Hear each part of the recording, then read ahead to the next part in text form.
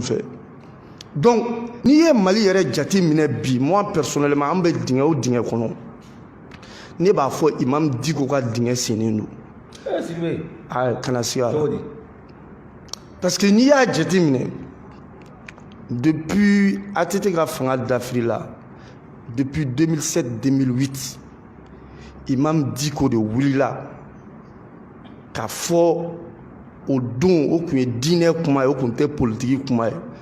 k'a fɔ ko kɔdiko nana halaladen bɛɛ, diinɛtigi bɛɛ, an bɛɛ ko tiɲɛ yɛrɛ la nin bɛ nin kun bɔ, hali ni mun tɛ diinɛ, hali ni mun tɛ silamɛ ye, mais kɔdi ninnu n'an ka danbe n'an ka tabiya tɛ taa, o kɛlɛ kɛra. Mais Imam Dicko de ye ATT ka régime k'a fragiliser, ka régime ka dili kari, a y'a dili kari fo ka se niveau dɔ ma, hali den tile 40 a tun bɛ se ka ATT lata. Mais n'i ye Imam Dicko ka kuma jate minɛ tuguni, hali a tɛ kalo 2 bɔ, ale de y'a fɔ an ye ko tiɲɛ yɛrɛ la ale filila parce que ale kun bolo ko ATT ye mɔgɔ min ye fasoden jugu don, faso in kanu t'a la, ko mais k'ale filila, a y'a fɔ, a ma bɔ ne da. A tɛ kalo 2 bɔ, Imam Dicko y'a fɔ, maliyɛn bɛɛ y'a mɛn, ko bi ale bɛ seereya ni ATT ka faso kanu ye, k'a bɛ seereya n'o ye. Donc de 1, je pense ATT ka tagali o de kɛra sababu ye fo bi Mali bɛ dingɛ mun kɔnɔ an b'o kɔnɔ. O kɔfɛ Imam Dicko de nana ni IBK ye k'a fɔ ko IBK ko il a été victime parce que ko danbetigi don, diinɛtigi don, a bɛ Mali fɛ, Mali ka d'a ye, ale de y'o fɔ k'o don an dusukun na. An ko Imam, i kana kuma politiki mɔgɔ kan dɛ, politiki mɔgɔ a bɛ mun yirila ka fanga ɲini ani mun b'a dusukun na, Allahu a'lam. Mais a ma mɛn. A don misiri dɔw yɛlɛmala k'a kɛ QG, k'a kɛ campagne kɛyɔrɔ ye. Moi je me rappelle a san an ka alimami n'o ye Imam Sidibe Sabalibugu Ikhlas Imam yɛrɛ y'i to minibar la selifuga kɛnɛ sanfɛ, disons k'a fɔ ko IBK ye amiru mumina de, ko muminu ɲɛmɔgɔ a don dɔw y'u ka tapiw kuru seli kɛnɛ la ka taa. Mais ne taara an ka cɛkɔrɔba n'o ye Moribo Konate ka Moro wele, n k'a ka Sidibe wele, n ne bolo nin ye fili kuma ye, politiki k'a fɔ ko mɔgɔw seli kɛnɛ la ko mɔgɔw ka t'u ka carte d'électeur ta, u ka a ye nin kumaw bɛɛ kɛ, an ka IBK dɛmɛ. N ko nin ye fili kuma ye, mais mun na n bɛ profiter ka nin fɔ fo maliyɛnw k'a faamu nin, an ka mɔgɔ ko dabila. A don n ko togo di aw bɛ se ka IBK qualifier k'a ka muminiya sabati fo ka tila k'a kɛ amiru mumina ye, muminiw ɲɛmɔgɔ. A don ne kumara, Konate bɛ kasi, ne yɛrɛ bɛ kasi tellement an kumara. Bref, n tɛ don o bɛɛ kɔnɔ. Donc je pense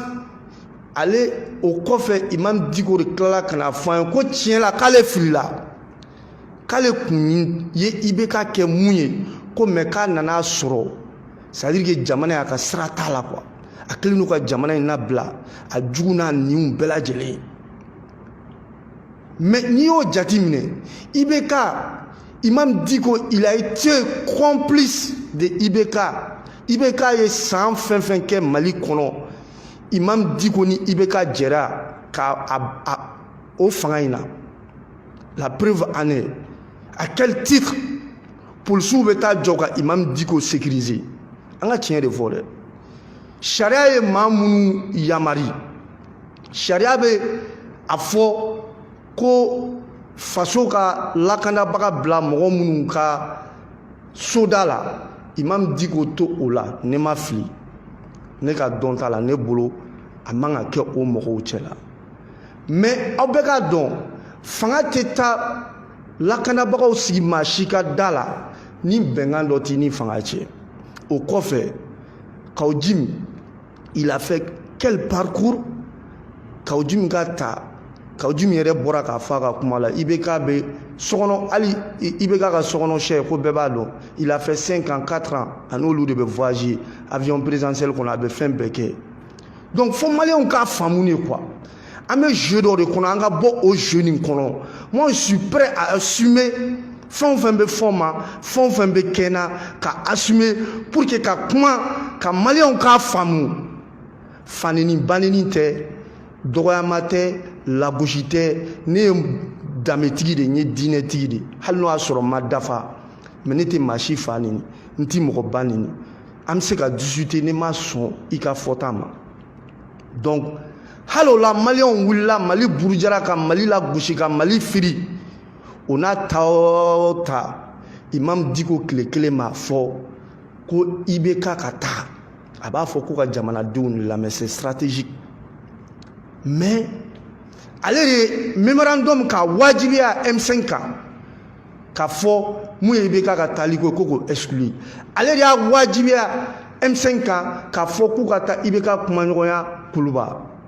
donc bref a yɛrɛ da tilala ka na fɔ k'ale filila IBK ka ko kan donc o y'a ka fili filanan ye a ka fili sabanan Dr Boubou Cissé premier ministre kɔrɔ ale de ko nin ye denmisɛnnin ye ladiri don ko premier ministre a bɛ se k'a jɔyɔrɔ sabati k'ale dalen don nin na wa u b'a dɛmɛ a ka baara la mais divorce mun tɛmɛra Imam Dicko ni PM cɛ n'i sigi k'a la Imam Dicko ka sortie fɔlɔ a ye mun kɛ palais la k'a fɔ école karamɔgɔw ka ko la c'est à dire que a ye kuma min fɔ n'a kun interpellé la o kuma in kun kɔrɔ n'i y'a ta k'a lajɛ i b'a dɔn Imam Dicko ko o sortie gansan kun tɛ parce que a kun bɛ fɛ ka moyen de kɛ k'a yira Mali kɔnɔ ale de bɛ se ka bɛɛ contrôler bɛɛ dalen don ale de la n'a ye nin kɛ a don école karamɔgɔw bɛna to a kɔ c'est un moyen de pression pour faire partir le PM k'a yira président na ne école karamɔgɔw bɛ to ne de kɔ ni n ko ka dan yɔrɔ min u bɛ dan yen wa ne tɛ se ka nin ko in k'an sen da a kan n'i ma premier ministre in gɛn ka bɔ yen mais ala y'a kɛ o ko y'a échappé bref o kɔfɛ Imam Dicko nana k'a fɔ ko a nana ni blindé ko kumaw ye le blindé en carton a nana n'o olu ye donc an bɛɛ b'a kalama o blindéw Assimi Goïta n'a ka mɔgɔw b'olu de kɔnɔ et puis avion dɔw bɛ olu de bɛ wulila ka taa bombardement kɛ an b'o bɛɛ kalama mais n'i y'a jate minɛ den ni fa cɛ c'est à dire que divorce ni consommera soudainement ka se échelon ma c'est à dire que ni ko wɛrɛ t'a jukɔrɔ mun dogolen don maliyɛnw na moi je pensais a kun tɛ se ka kɛ nin cogoya la e den de don e de nana n'a ye e ko a n ye kuma dɔ mɛn ŋunuŋunu kan donc bɔ i k'i yɛrɛ lajɛya mɔgɔw ye Boubou tɛ se ka wuli o nɔgun na k'a fɔ k'a bɛ plan tracer ko k'e minɛ cɛ an ye mɔgɔ hakilimaw de sa ale yɛrɛ ka explication la parce que ale bɔra ka nin kuma min fɔ k'a fɔ équipement sɔrɔsiw ka équipement ko n'a ŋunuŋunukanw b'a ko kan donc k'a fɔra i da dɔ bɛ sɔrɔ a la donc Boubou y'a ka version di i ma a ko n'i ta ye tiɲɛ ko bɔ i k'i yɛrɛ justifie donc imam yɛrɛ ka kuma la ale ye kuma min fɔ n'o kɛra kojugu o ye nin de ye donc fo ka wuli ka plan wɛrɛw tigɛ n'o y'ale minɛli ka olu fɛɛrɛ boloda moi je pense hakilimaya la mɔgɔ min bɛ raisonner mɔgɔ min tɛ kuma fɔ ten dɔrɔn ka mɔgɔ min tɛ kuma lamɛn ten dɔrɔn parce que dɔ bɛ k'a fɔ parce que fo maliyɛnw k'a faamu hali Alahu Taala cɛ o cɛ tugura Ala kɔ ka sɔrɔ dalilu t'i bolo i dusukun bɛ danganiya ni Ala ye cogo min na Ala m'i dɛmɛ ka hinɛ i la walahi i tɛ laban Ala ko la fo mɔgɔ ka tugu Ala kɔ i dusukun ka danganiya dɔ de sɔrɔ donc ni mɔgɔ bɛ kuma fɔ a ye kuma de analyser maliyɛnw ne b'a fɔ aw ye fin de B, faut Malien cadon. Je ne suis pas là à défendre qui que ce soit, ni tiens qu'à me défendre. Mais ne bien ni, quand Malien, quand comment, Allah kira moko keleni, ne be comment minke, au bena ne ka comment femme, Allah kira moko keleni, o moko keleni, au bena wasa. D'accord, Sylvie, ni famia ɲininkali sabanan ani ɲininkali laban an y'a ye k'a fɔ wulikajɔ bɛ ka samati k'a fɔ ko Faransi ka taa parce que premier ministre yɛrɛ min fana nomina dɔw yɛrɛ k'a fɔ ko Faransi ka mɔgɔ don donc ko Mukutari Wade man ɲi wa fana Faransi fana ka taa ka bɔ an ka jamana kɔnɔ e hakilina ye jumɛn o la. Bon, alhamdulilayi rabbil alamin wa salatu wa salam ala rasulillah. I ye ɲininka kuma min na diyara n ye tuguni parce que fɛn dɔw bɛ yen fo maliyɛnw k'a faamu mɔgɔ minnu bɛ wuli ko Faransi ka taa an ka problème ye Faransi de ye Faransi de bɛ ka Mali ci Faransi de bɛ ka don ta bɔ ta ne m'a fɔ aw ta tɛ tiɲɛ yɛrɛ mais ne bolo kungo min bɛ anw da la o ka bon pour l'instant Faransi tagali ko ma an ka kɛ Faransi b'an suɲɛ a bɛ fitinin mun da an ma n'o y'a sɔrɔ o fitinin o bɛ baara a baara cogo e tɛ kɔngɔ ne tɛ kɔngɔ e tɛ dɛsɛ furakɛli kɛ cogo ɲuman na ne tɛ dɛsɛ a la e tɛ dɛsɛ duguba kɔnɔ jiw tɛ mɔgɔw ka so ci siraw tɛna tiɲɛ mais aw k'a dɔn Mali gɛlɛya tɛ Faransi ye Amérique tɛ Japon tɛ Mali gɛlɛya ye dunko juguya de fo maliyɛnw ka nin de faamu imaginez-vous mɔgɔ kelen président tɛ dɛ premier ministre tɛ dɛ directeur simple dafu simple a dɔw bɛ nɔ minɛ k'a fɔ ko miliyari 20 miliyari 30 an yɛrɛ y'a mɛn kɔlɔlɔw ni ŋunuŋunukanw na k'a fɔ ko miliyari 1700 miliyari miliyari 1700 k'o de détournera Mali kɔnɔ mais miliyari 1700 o bɛ se ka so jɔ anw bɛɛ ye a bɛ se ka anw bɛɛ bɔ kɔngɔ la n'a bɛ tila a tila cogo la n'a bɛ don a don cogo la donc moi je pense o ye o yɔrɔ ye ka tila k'a fɔ minnu b'a fɔ ko Faransi ka taa est-ce que olu yɛrɛ ça c'est des slogans populistes ninnu de ye kumaw ye i b'i yɛrɛ maja i yɛrɛ maja mɔgɔw ye mais i yɛrɛ b'a dɔn e bɛ ka kuma min fɔ kumaw don kɛcogo t'a la parce que o man ta an ka jamana yan. non an ta y'an ka jamana ye mais jamana fɛnɛ ni dɔw de bɛ sigiɲɔgɔnya la anw de bɛ jɛkulu kelen kɔnɔ jamana e de sɔnna ka don jɛkulu dɔ kɔnɔ e tɛ se ka tila k'a fɔ e bɛ jɛkulu kɔnɔ ka tila ka wuli ko o jɛkulu aw yɛrɛ jɛra ka sariya minnu sigi ko e b'o sariya kɛlɛ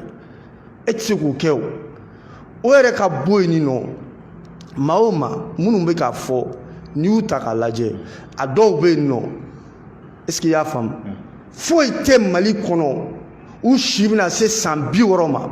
k'u ye ko kɛ Mali kɔnɔ k'a nafa bɛ se maliyɛnw ma k'a nafa bɛ se maliyɛnw ma Umaru Mariko mun filɛ nin ye aw b'a hakɛ to c'est à dire n taabolo tɛ ka mɔgɔ tɔgɔ fɔ quoi mais je suis obligé Umaru Mariko mun filɛ nin ye a ka kuma dɔ la a y'a fɔ démocratie natɔ n'a ma kɛ olu kɛra acteur majeur ye ko nin kɔnɔla la maa dɔw sar'o la jeli dɔw bɔnn'o la n'o tɔ ale conscience kan k'a b'i sen bɔ politique baara la mais maliyɛnw an k'an yɛrɛ ɲininka Umaru Mariko ye mun kelen de kɛ bi de 91 de nos jours Umaru Mariko ye mun kɛ n'a bɔra critique la alhamdulillah an b'a fɔ o la dunko jugu a b'olu fɔ faama jugu a b'u fɔ mais a ye action kelen de pose k'a fɔ acte kelen de filɛ ko Umaru Mariko kɛra nin sababu ye je pense i ye médecine mun kalan bɛɛ tout le monde bɛɛ bɛ se ka participer faso jɔli la ka sɔrɔ e yɛrɛ m'a fɔ ko e ka kɛ président ou bien e ka kɛ ministre ye ale ye médecine mun kalan n'a kun y'i cɛsiri ka denmisɛnninw former infirmières ani fɛn caman ka i cɛsiri ka a ka hôpital la ka furakɛli wariw ko olu nɔgɔya moi je pensais wallahi